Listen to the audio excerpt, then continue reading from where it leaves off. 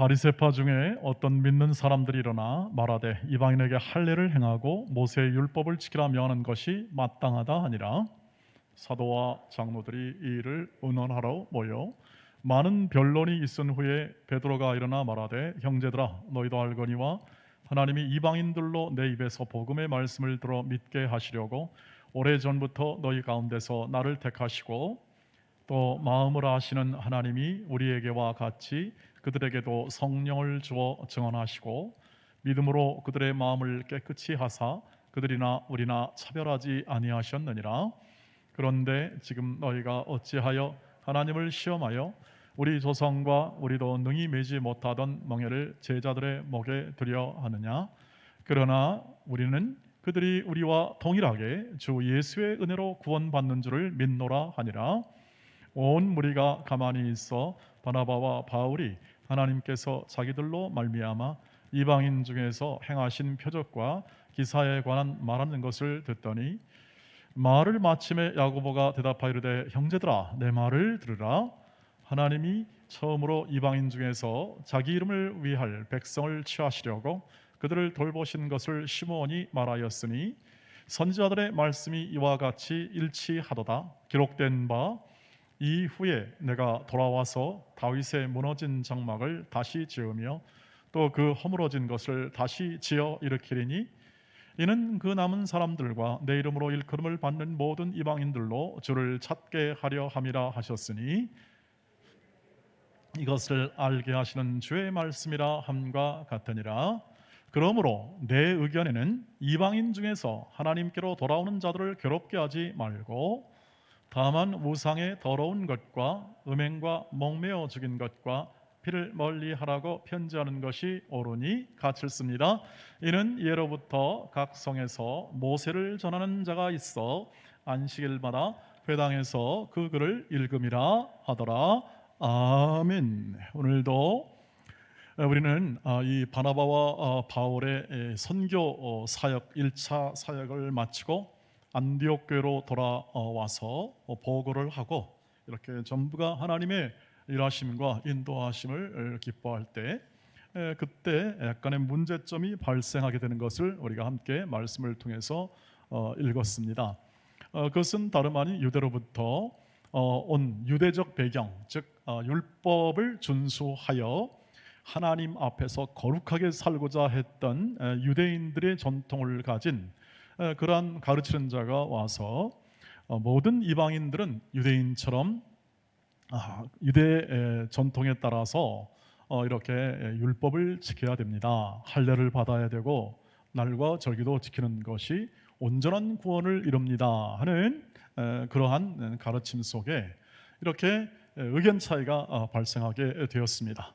그래서 그것을 이렇게 예루살렘의 이 공회로, 다시 말하면 사도들과 장로들, 그 당시 교회 리더들의 이 회의가 일어나는 배경이 되었고, 오늘 본문에서 두 사람이 이렇게 많은 변론이 있었지만 성경에는 두 사람의 기록을 통해서 하나님의 뜻을 전달하고자 한 그 기록이 오늘 우리가 읽었던 하나님의 말씀의 내용이 되겠습니다. 그래서 두 사람의 이름은 베드로와 야고보인데, 이 야고보와 베드로는 둘 다 사도요, 또 교회의 기둥이었기 때문에 그들의 말을 이제 함께 다 수용을 해서 교회가 이 모든 문제를 정리를 해서 일단락했습니다. 그 핵심은 뭐였을까요? 그것은 또 오늘날 이 말씀을 읽는 오늘날 이것들은 그들의 문제 해결이었습니다. 그 당시 이 교회에 있는 그러한 가르침의 문제 혹은 또는 하나의 이제 교리적 문제까지 발생할 수 있었습니다만, 이것이 어떻게 정리되었고 그것이 지금 오늘 우리는 현재를 살아가는 우리에게는 어떤 영향을 주고 있을까요? 중요한 것은 이렇게 그들이 가지고 있던 문제, 갈등 속에서 아주 명료하게 이 복음, 다시 말하면 하나님의 뜻이 명료하게 드러났다 하는 것을 우리가 하나 생각을 할 필요가 있습니다. 그만큼 하나님께서는 모든 길을 선히 인도할 줄 믿습니다 하는 우리의 신앙이 그 안에서 자라나게 되는 것이죠. 먼저 베드로가 명쾌하게 이 문제를 하나님의 뜻을 따라 정리를 해줍니다. 그것은 뭐냐면 11절 말씀에서 나와 있는데요. 우리가 읽었듯이 그러나 우리는 그들이 우리와 동일하게 주 예수의 은혜로 구원받는 줄을 믿노라. 이렇게 베드로가 진술하고 그들에게 향하여 말을 하는 것이죠. 율법과 또 유대의 모든 절기를 우리는 유대 전통을 갖지 아니한 이방인들은 이것은 지키지 않아도 됩니다. 못 지켰다고 해서 구원을 받지 못하는 것이 아니라 또 이것 때문에 주 예수 그리스도를 통한 우리의 구원이 회방을 받지 않습니다. 오직 모든 이는 구원은 예수 그리스도의 은혜로 된 것이고 이 동일한 구원을 베푸시는 성령께서 그 증인이 되십니다. 성령께서 베드로에게도 임하셨고 고넬료에게도 임하셨고 베드로는 경험을 하죠. 그리고 모든 이방인에게도 동일한 성령이 임하여 마음의 문을 열게 하시고 그리고 구원을 받게 하십니다 하는 이 베드로의 정확한 이러한 설명과 천명이 이 모든 이 문제 분쟁과 또 혹은 갈등 상황 속에서 명료하게 하나님의 뜻으로 밝혀지는 순간이 되었습니다. 주의 은혜로 구원을 받습니다. 오직 은혜라는 종교 개혁자들의 우리가 후회지 않습니까? 그 모토, 주님의 은혜 속에서 주님의 은혜 안에서 주님의 은혜로 말미암아 구원을 받아 오늘 그 정신과 그 마음을 가지고 믿는 모든 전통이 지금도 사도들로부터 시작하여 오늘 베드로부터 진술로부터 시작하여 계속 16세기 종교 개혁자들에서 다시 한번 확인이 되고 그리고 오늘 우리가 갖는 믿음의 근간을 이루고 있는 그러한 내용이 되겠습니다. 여러분 이것은 결국 다시 말하면 주 예수 그리스도의 은혜 아니면 구원받을 만한 그 어떤 근거나 내용이나 조건이 이 세상에는 존재하지 않는다. 이 뜻을 말하고 있는 것이죠. 세상의 어떤 조건이나 환경이나 사람이나 어떤 철학이나 이 모든 것이 이 주 예수 그리스도의 은혜가 아니면 기름을 발휘할 수 없다. 우리의 모든 삶에서 그 어떤 것도 이 예수 그리스도의 은혜만큼 큰 것이 없고 이 모든 것을 압도하고 모든 것을 초월하여 우리의 진정한 영과 육과 우리의 현재와 과거와 미래를 온전히 구원하실 유일한 분은 예수 그리스도이시다 하는 사실을 이 말씀 속에서 우리가 확인할 수가 있습니다. 이 점에 대해서 베드로는 혼자 그렇게 말하는 것이 아니라 그런 예수와 더불어 살고 예수와 더불어 행하고 예수께 가르침을 받으면서 실제로 삶에서 그것을 체득하여 그는 증언하고 있기 때문에 그의 설득력은 훨씬 큰 것 같습니다. 여러분께서 우리가 복음서에서 늘 듣고 알듯이 베드로는 예수님을 3년 동안 열심히 따라다녔습니다. 그는 잘해보겠다고 했습니다. 열심으로 했습니다. 진심을 다했고 정성과 마음의 소원을 다했습니다. 모든 것을 다 버리고 다 내려놓고 오직 주님만 따라보겠다고 했습니다. 그의 열심은 한이 없었습니다. 그는 얼마나 열심히 했냐? 나도 예수님 따라 죽겠습니다. 예수님이 십자가를 지겠다고 그러니까 자기도 죽겠다고 하는 사람이죠. 절대 예수님 그런 나쁜 무리에게 내가 절대 놓아두지 않겠습니다고 호언장담했습니다. 그러나 그는 결정적으로 예수 그리스도를 예수께서 잡히신 직후에 부인하는 그러한 엄청난 실수를 저질렀습니다. 자, 그의 인생 가운데 가장 비참한 거죠. 그리고 그렇게 호언장담하고 열심과 열정을 다해 따라했던 지난 3년간의 모든 그 삶에 자신의 행한 노력과 열심이 다 무너지는 순간이고 닭이 울면서 예수님이 딱 그 베드로를 보았던 눈빛을 생각하면 그저 그 마음은 얼마나 아팠을까, 고통스러웠을까. 그런데 예수께서 부활하신 다음에 갈릴리 바닷가에서 아무것도 희망이 없고 갈 바를 알지 못하는 베드로를 찾아오셔서 친히 내가 나를 사랑하느냐 말씀하시고 그를 다시 부인했던 다시 그것을 회복시키시고 친히 그를 사명을 주시고 살아갈 방향을 주시는 그 예수 그리스도를 생각해 보면 그저 주의 은혜입니다. 주의 은혜가 아니면 설명될 수 없는 그러한 경험을 가지고 있는 것이 바로 베드로죠. 그래서 그는 이 모든 것이 다 주의 은혜로 된 것임을 알았습니다. 그래서 그가 편지를 고난 중에 있는 성도들에게 편지하면서 베드로전서 5장 10절 말씀에 10절에서 12절까지 이렇게 말을 합니다. 모든 은혜의 하나님, 이 말씀을 잘 보셔야 합니다. 모든 은혜의 하나님 곧 그리스도 안에서 너희를 부르사 자기의 영원한 영광에 들어가게 하시니까 잠깐 고난을 당한 너희를 친히 온전하게 하시며 굳건하게 하시며 강하게 하시며 터를 견고하게 하시리라. 권능이 세세 무궁하도록 그에게 있을지어다. 아멘. 내가 신실한 형제로 아는 실로안으로 말미암아 너희에게 간단히 써서 권하고 이것이 하나님의 참된 은혜임을 증언하노니 너희는 이 은혜에 굳게 서라. 베드로가 베드로전서를 통해서 많이 권면하고 밝혀냈던 모든 것은 하나님의 은혜였다. 주의 은혜였다는 것을 말하는 것이죠.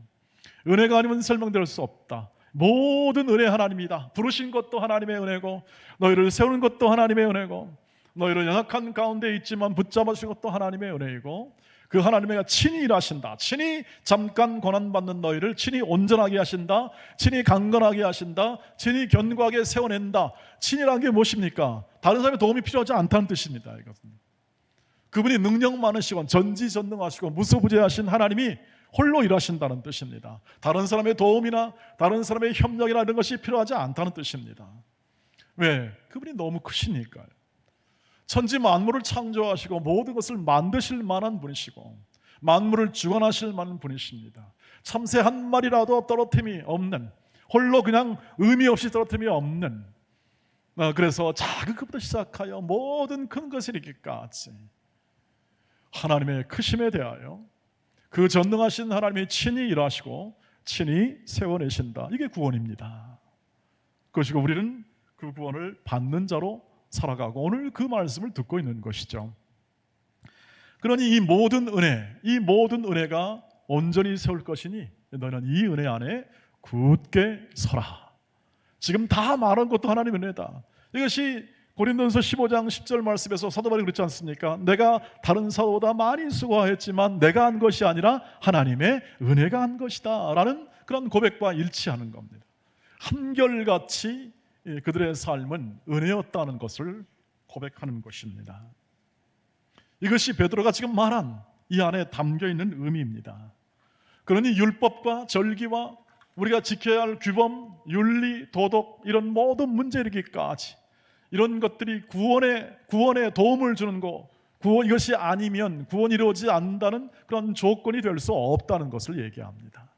오히려 우리는 우리 하나 잘 감당하지 못하는 연약함에도 불구하고 하나님이 은혜로 구원했다는 사실을 우리는 더 잘 알고 있습니다.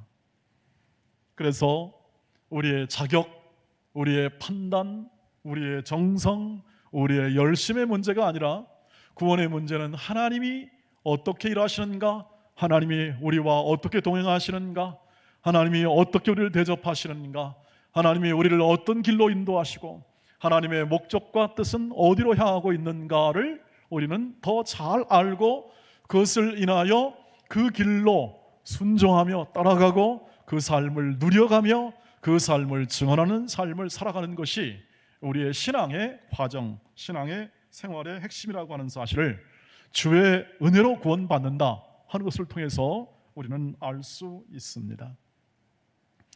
사랑하는 우리 동네 가족 여러분, 주의 은혜 안에 거하시기를 주의 이름으로 축복합니다. 이것이 우리가 누릴 수 있고 이 땅에서 가질 수 있는 가장 복된 것이죠. 주 안에서 살고 주 안에서 주의 은혜 안에 살아간다.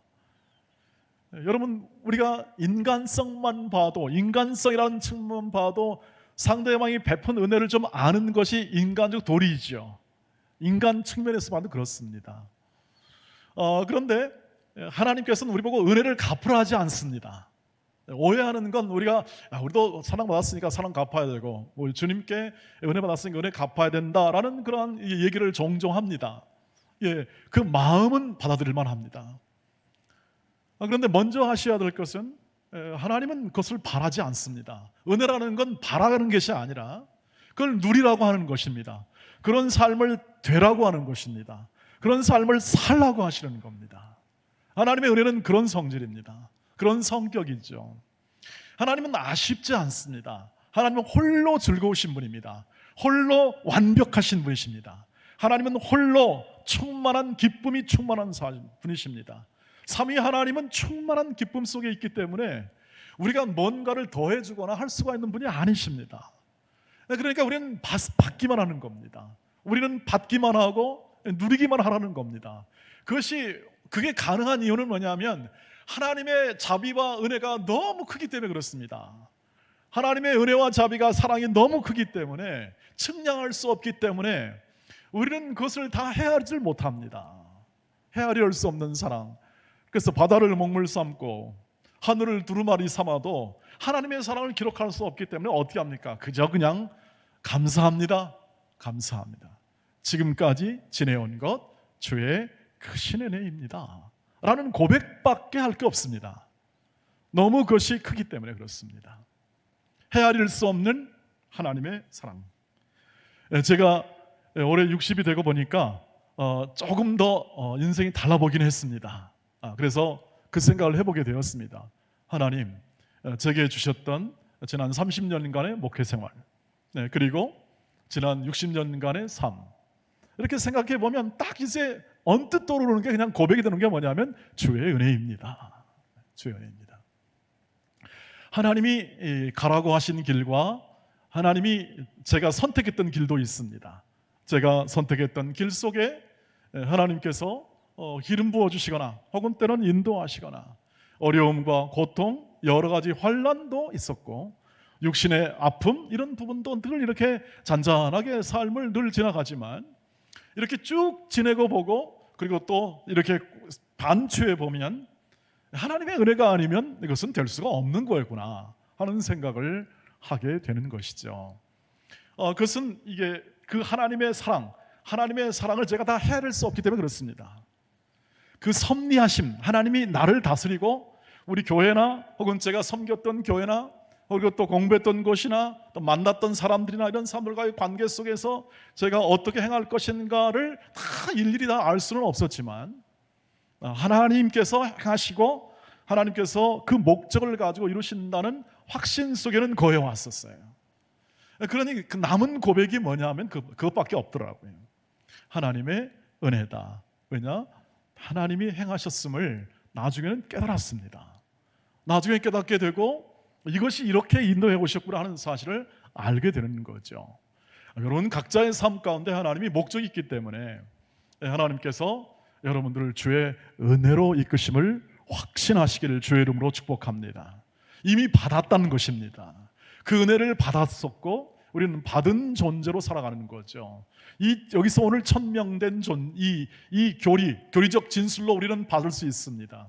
우리는 이 명제, 다시 말하면 진리의 명제로 받을 수 있습니다. 주 예수 그리스도의 은혜로 우리 모두가 구원을 받는다 하는 것은 이미 주님께서 이루어 주시고 큰 사랑으로 완성시켜 준 것을 오늘날 성령께서 우리의 삶 가운데서 적용하고 그것을 확대하여 우리를 온전하게 하나님의 자녀로 세워내는 과정이니 이미 받은 것을 확인하고 이미 그 은혜가 무언가를 파악하고 그것을 더 확고하게 믿음으로 그 마음 가운데 받아들이고 그 은혜의 삶이 무엇인지를 오늘날 우리가 우리의 삶 가운데서 펼쳐 나가는 것이 우리의 신앙의 가장 큰 핵심이요 과정이 될 것이라고 하는 것이죠.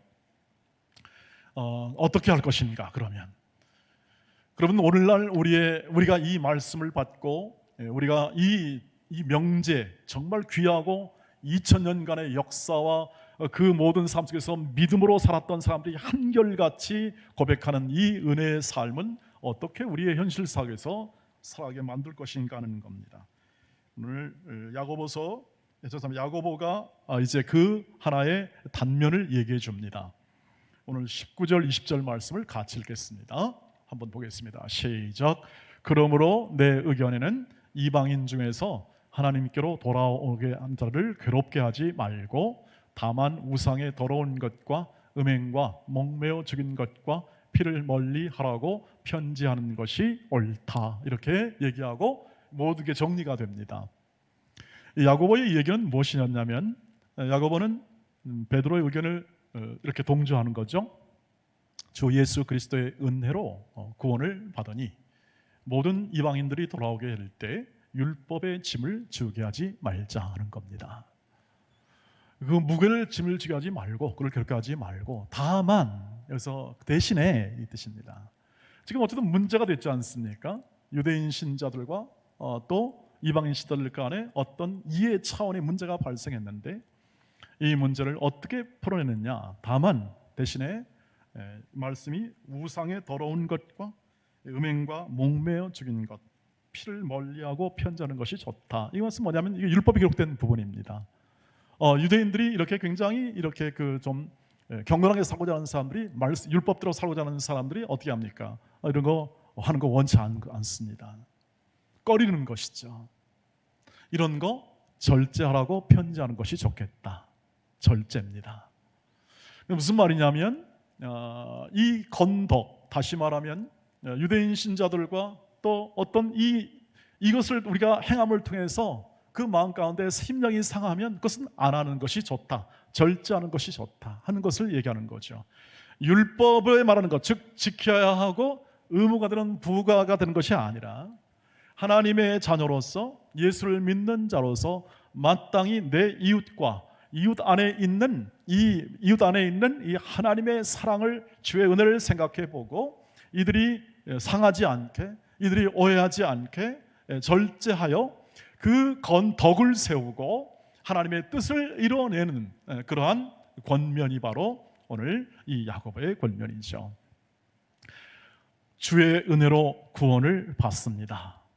대신에 이런 문제로 인하여 마음이 상하거나 혹은 또는 오해에 이르는 그러한 상황에 있을지 모르니 이것을 해결하기 위하여 이렇게 절제하는 삶, 이렇게 타인이 혹은 또는 그 믿음의 삶을 살기 위하여 믿음이 아직 더 강건하지 못한 사람들을 위하여 믿음이 분명한 자가 로마서 15장, 14장에 있는 말씀처럼 믿음이 강한 자가 약한 자를 담당하듯이 절제하여 비판하지 말고 비방하지 말고 판단하지 말고 절제함으로 그것을 피하는 것이 좋아. 그것을 통해서 우리 모두가 다 덕을 이루고 더 하나님을 잘 섬길 수 있고 주의 은혜를 더 잘 함께 나눌 수 있는 그러한 길을 걸어갑시다 하는 것이 이 야고보의 제안이 되겠습니다. 절제지요. 다시 말하면 법과 규칙, 율법의 문제가 아니라 절제의 문제로 이것을 부가적으로 해서 얘기합니다. 그런데 이것이 주의 은혜를 나누는 삶과 어떤 관계가 있다는 뜻이겠습니까? 주의 은혜가 오늘 우리에게 그대로 임하고 주의 은혜를 가르쳐주고 그것을 적용하신 분이 성령 하나님이십니다. 성령 하나님께서 친히 이루십니다. 이 뜻을 가지고 있습니다.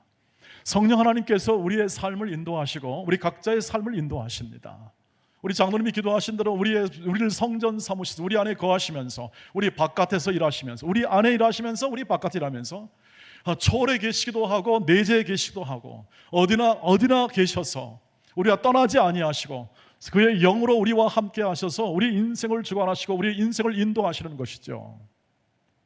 성령께서 인도하실 때에 그 인도하심에 따라 순종하여 성령의 충만한 다스림, 오늘 충만하다는 것은 다스림인데 그 다스림 안에 있는 사람들, 그 다스림 속에서 순종하여 그것을 이 인생을 살아가는 사람들에게는 열매가 맺히게 됩니다. 열매가.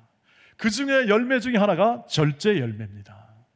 성령의 주의 은혜로 받는 것은 다 은혜의 열매이기 때문에 그 은혜의 영인 성령께서 저와 여러분의 인생을 주관하시고 우리의 삶을 주관하셔서 열매를 맺게 하시는 것 중에 하나가 절제입니다.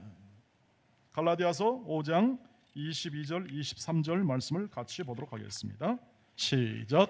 오직 성령의 열매는 사랑과 희락과 화평과 오래 참음과 자비와 양선과 충성과 온유와 절제니 이 같은 것을 금지할 법이 없느니라. 우리가 참는 것, 우리가 지금 우리 사회에서 말하는 참는 것, 인내하는 것, 혹은 또는 금하는 것, 이런 것도 절제, 이런 사회적 개념입니다. 성경적 개념은 무엇입니까? 덕을 위하여 자제하는 것이죠. 할 수 있습니다. 왜냐하면 우상은 아무것도 아니기 때문에 그렇습니다. 그러나 상대방의 마음 가운데 오해를 불러일으키거나 혹은 또는 믿음에 있어서 말이죠, 그리고 마음에 상처를 줄 수 있는 가능성이 있는 것은 하지 않는 것이 바로 믿는 자들의 특권입니다. 특권. 절제는 이 세상의 경우로 말하면 이 세상은 절제라는 것이 없는 거죠. 하나님의 관점에서는 이 신자만이 할 수 있는 절제죠. 누굴 생각함으로? 주 예수 그리스도의 은혜 안에 거하고 그 은혜가 나만이 아니라 우리가 사랑하는 모든 이에게 있다는 사실을 확인하면 당연히 절제할 수밖에 없는, 하나님의 말씀에 순종할 마음이 그 안에서 생기게 되는 것이죠. 여러분, 그래서 오늘 우상의 더러운 것과 목매는 것은 다 이 유대인들이 굉장히 싫어하는 부분 아니겠습니까? 그런데 여러분, 왜 우상이 더럽습니까? 우상을 숭배하거나 우상을 하는 것이 왜 더러운 것이 되겠습니까? 우리는 이 문제에 관해서 이미 몇 차례 말씀을 드렸습니다. 우상이라는 것은 우리 마음의 소원을 따라 만들어내는 것이라고요. 우리의 바람, 소원, 안정, 평화를 위해서 어떤 신비한 힘이나 어떤 물건이나 어떤 세력에 거기다 대고 우리를 의지하는 것이 바로 우상을 숭배하는 것이죠. 그것이 제사가 되었든 뭐가 됐든 형태는 다르겠습니다. 근데 그게 왜 더럽습니까? 그것이 더럽다는 것은 뭐냐면 이것은 우리가 하나님이 만드신 사람, 하나님이 우리 새롭게 만든 성령으로 새롭게 만들어낸 구원을 이루신 이 새로운 사람, 하나님의 자녀는 이 하나님께서 주신 자유의지, 선택하고 결심할 수 있고 택할 수 있는 자유의지, 이것은 하나님이 인격을 주었다는 뜻입니다. 인격, 선택하고 자유롭게 행할 인격을 주셔서 그다음에 하나님을 불순종할 수도 있을 만큼 자유를 준 겁니다. 그런데 그 자유로움을, 그 고급한 하나님의 자유로움을, 인간에게 준 고귀함을 헛된 것에 맡기는 겁니다. 판단을 헛된 것에 맡기는 거예요. 하나님의 뜻도 분명하고 하나님의 사랑도 분명하고 주의 은혜도 분명함에도 불구하고 믿는 자가 그런 것에 의하여 이렇게 휘둘리거나 한다는 것은 뭐냐면 하나님이 주신 고귀한 생명과 고귀한 삶을 헛된 것의 판단에 맡기고 선택에 맡겨서 그것을 의지하는 것, 하나님이 가장 싫어하는 낭비 혹은 저급한, 하나님이 만드신 삶의 저급한 형태가 바로 그것이기 때문에 그것이 더러운 것이 됩니다. 믿는 자의 입장에서 그렇습니다. 하나님의 사랑을 받고 하나님의 주의 은혜를 받는 사람이 점을 본다든지 아니면 길이를 택하여 뭘가를 의지한다든지 하는 것은 다 더러운 것입니다. 하나님의 인도와 이끄심의 주의 은혜의 차원에서 보면 그렇습니다. 그래서 그것을 하지 않는 것이죠. 그것을 절제하는 것이 좋습니다.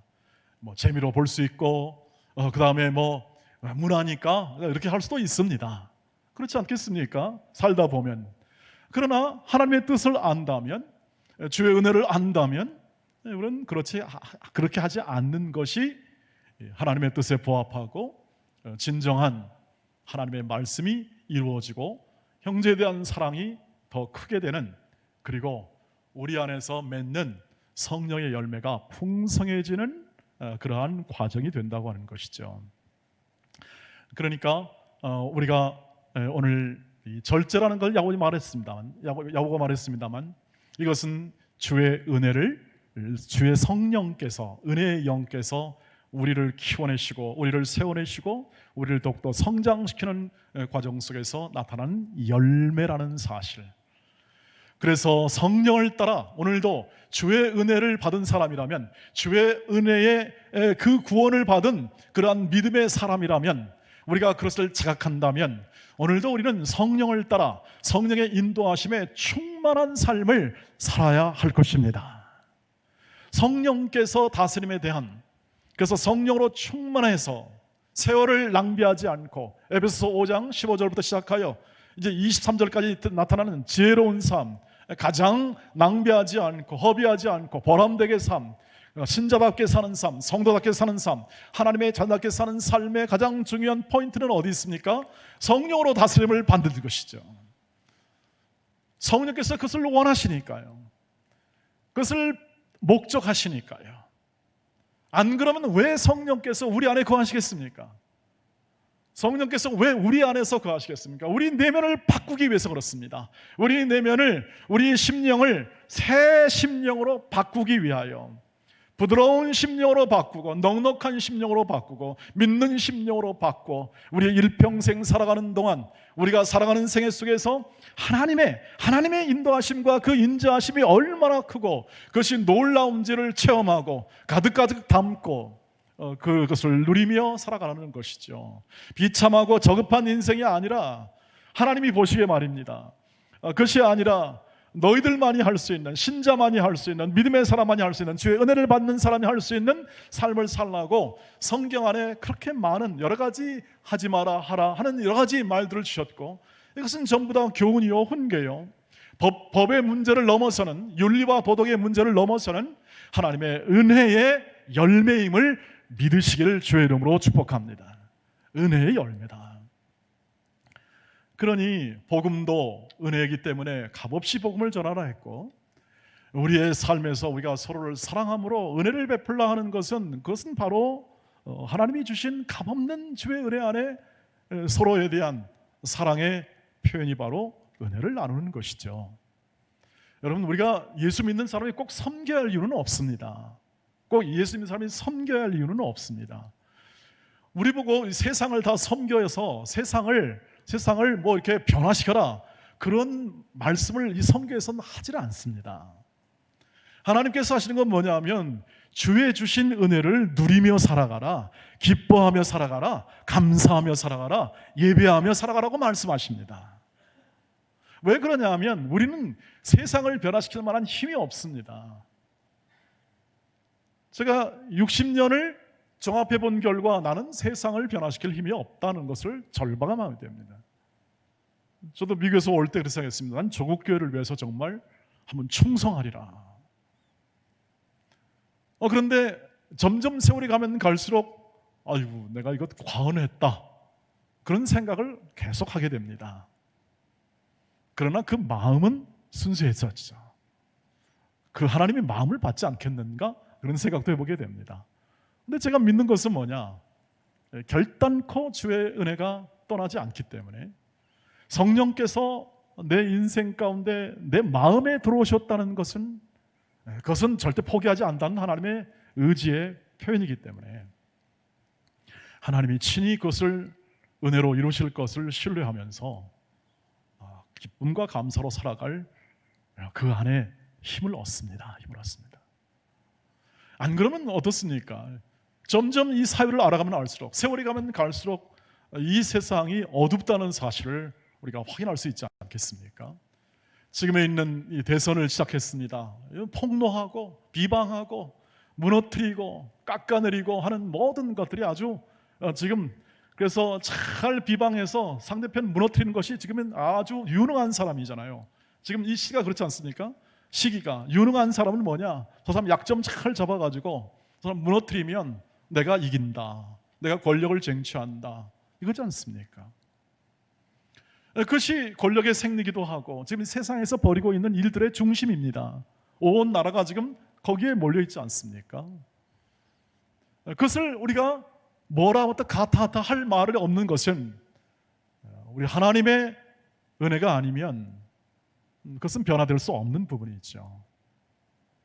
다만 우리는 할 수 있는 게 있다면 기도입니다. 하나님, 친히 역사하여 주시옵소서. 바꾸어 주십시오. 회개케 하여 주십시오. 그리고 주의 은혜가 무엇인지를 더 깊이 신중하게 생각하며, 그 은혜 안에 나오는 감사와 기쁨이 얼마나 크고, 그리고 나를 인도하신 그 하나님의 그 인도하심이 모든 것이 은혜였다는 사실을 확인하고, 우리에게 앞으로 남겨진 삶에 대하여 하나님께서 주실 은혜를 주실 겁니다. 은혜를 풍성하게 주실 은혜를 내 삶과 내 가족과 내 일터와 내 모든 환경에서 주실 하나님의 그 은혜를 바라보면서 오늘을 충성스럽게 살아가는 것이죠. 충성스럽게 후회함 없이. 그것이 우리의 믿음의 삶이 되겠습니다. 그래서 그것은 뭘로 확인하는가? 사랑과 희락과 화평과 오래 참음과 자비와 양선과 충성과 온유와 절제에 관한 일들로서 여러분이 그 마음에 품은 선한 생각과 뜻을 따라서 힘차게 나가는 것입니다. 일하는 것입니다. 여러분 안에 계신 성령께서 그 일을 행하시고 그것을 이루어내기 위하여 지금도 여러분의 마음을 두드리시고 환경을 이용하시고 모든 것이 합력하여 선을 이루어 만들어내시는 그 성령의 인도하심이 여러분 안에 지금도 역사하고 계시고 이 코로나19 안에서도 역사하고 계시고 여러분의 인생과 전 인생을 걸쳐서 것은 당연하거니와 순간순간과 이 모든 시간과 때를 얼때 허트러뜨지 아니하시고 하나님은 일을 행하시고 계십니다. 그래서 우리는 이것을 어디서 확인합니까? 우리의 일상에서 확인하셔야 합니다. 저와 여러분의 일상, 자녀를 키우고 우리의 일터 속에 나가서 열심히 일을 하고 그리고 서로를 돌아보고 하는 모든 일상성 속에서 키워지는 열매입니다. 다른 것이 아니라 여러분이 가지고 있는 일상에서 다 나오는 열매들입니다. 이 말씀이 있죠. 좋은 나무는 나쁜 열매를 맺을 수 없고 못된 나무가 아름다운 열매를 맺을 수 없느니라. 아름다운 열매를 맺지 아니하는 나무마다 찢겨 불에 던져지니라. 이러므로 그들의 열매로 그들을 알리라. 이러므로 그들의 열매로 그들을 알리라. 여러분, 사람 누가 알겠습니까? 그 열매로 알 수 있습니다. 여기 우리 많은 어르신들이 앉아 있습니다. 우리 어른들, 교회 어른들이 있으시죠. 열매를 보시죠. 어떤 열매를 보셔야 합니까? 사랑, 희락, 화평, 오래 참음, 자비와 양선과 충성과 온유와 절제와 이 같은 것들, 하나님께서 우리에게 주시는 풍성한 것들. 그래서 오래오래 기도하며 하나님의 교회를 위해서 눈물로 기도했던 시절, 그리고 성도를 세우기고 위로하기 위해서 여러 가지 했던 모든 것들, 그걸 통해서 열매가 맺혀지게 되는 거죠. 하라 마라 그 뜻이 아니고 하나님이 주신 은혜로 말미암아 그것을 자연스럽게 행할 마음이 그 안에서 들어옵니다. 마음이 격려할 마음도 들어오고 섬길 마음도 들어오고 교회를 위해서 헌신하겠다는 마음이 들어오는 것이죠. 그것이 주의 은혜로 말미암은 것입니다. 그 삶의 내용이죠. 그것이 열매입니다. 그래서 그것은 다른 어떤 성취나 모든 무엇을 이루어서 되는 것이 아니라 우리의 삶에서 서로 사랑하고 인내하며 그리고 격려하고 그리고 분투하며 또 충성하며 나오는 열매가 되겠습니다. 은혜의 열매입니다. 그 인생을 힘있게 사시기를 주의 이름으로 축복합니다. 그 삶을 살아가는 것은 자격이나 능력의 문제가 아니고 하나님 앞에서 믿음이요 신실함이 순종이요 감사합니다. 이런 것들이 여러분 가운데 충만하다면 주의 은혜 안에 거하고 있음을 확인할 수 있겠고 그 열매 속에서 우리 모두가 감사하고 기뻐할 수 있겠습니다.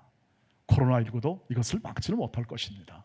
그 어떤 것도 이 성령이 하신 일을 막지 못하기 때문에 여러분 안에 있는 기쁨, 평화, 평강, 인내, 충성이 풍성히 열매 맺음이 여러분의 인생에 가득하시기를 주의 이름으로 축복합니다. 기도하겠습니다. 거룩하신 아버지 하나님의 은혜 속에 오늘도 살기를 소망하며 오늘도 예배하는 모든 심령 속에 주신 말씀을 통하여 오늘도 성령의 열매가 풍성하게 하시고 좋은 나무로서 커가는 그 인생을 감사하며 기뻐하고 또 풍성히 증거할 수 있는, 증언할 수 있는 믿음의 사람으로, 주의 은혜의 사람으로, 성령의 사람으로 저희를 굳게 세워 주시옵소서. 예수님의 이름으로 기도하옵나이다. 아멘.